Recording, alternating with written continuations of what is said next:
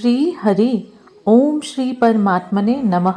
भक्ति आस्था में हम श्रीमद् भगवद गीता के अध्याय 1 श्लोक 31 से 47 के हिंदी अर्थ को सुनेंगे। अर्जुन कहते हैं, हे केशव, मैं लक्षणों को भी विपरीत ही देख रहा हूँ तथा युद्ध में स्वजन समुदाय को मारकर कल्याण भी नहीं देखता। हे कृष्ण, मैं न तो विजय चाहता हूँ और न राज्य तथा सुखों को ही। हे गोविंद, हमें ऐसे राज्य का क्या प्रयोजन है अथवा ऐसे भोगों से और जीवन से भी क्या लाभ है। हम जिनके लिए राज्य, भोग और सुख आदि अभिष्ट मानते हैं, वे ही ये सब धन और जीवन की आशा को त्याग कर युद्ध में खड़े हैं।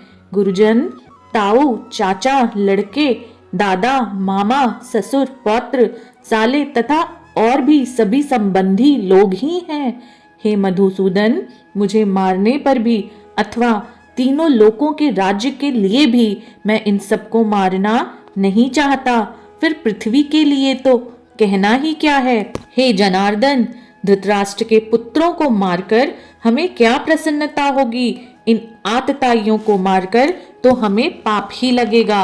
अतएव हे माधव, अपने ही बांधव धृतराष्ट्र के पुत्रों को मारने के लिए हम योग्य नहीं हैं, क्योंकि अपने ही कुटुंब को मारकर हम कैसे सुखी होंगे। यद्यपि लोभ से भ्रष्ट चित्त हुए ये लोग कुल के नाश से उत्पन्न दोष को और मित्रों से विरोध करने में भी पाप को नहीं देखते, तो भी हे जनार्दन, कुल के नाश से उत्पन्न दोष को जानने वाले हम लोगों को इस पाप से हटने के लिए क्यों नहीं विचार करना चाहिए। कुल के नाश से सनातन कुल धर्म नष्ट हो जाते हैं।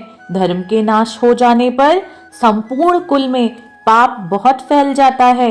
हे कृष्ण, पाप के अधिक बढ़ जाने से कुल की स्त्रियां अत्यंत दूषित हो जाती हैं और स्त्रियों के दूषित हो जाने पर वर्ण संकर उत्पन्न होता है।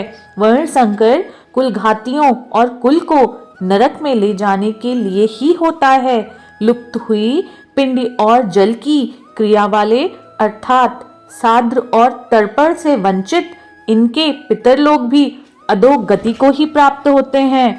इन वर्ण संकर कारक दोषों से युक्त कुल घातियों के सनातन कुल धर्म और जाति धर्म नष्ट हो जाते हैं। हे जनार्दन, जिनका कुल धर्म नष्ट हो गया है, ऐसे मनुष्यों का अनिश्चित काल तक नरक में वास होता है, ऐसा हम सुनते आए हैं।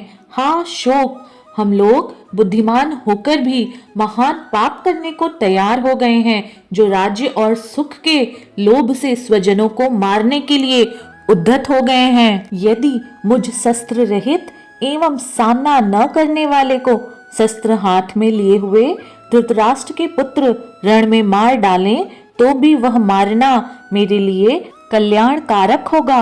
संजय बोले, रणभूमि में शोक से उद्विग्न मन वाले अर्जुन इस प्रकार कह के बाण सहित धनुष को त्याग कर रथ के पिछले भाग में बैठ गए।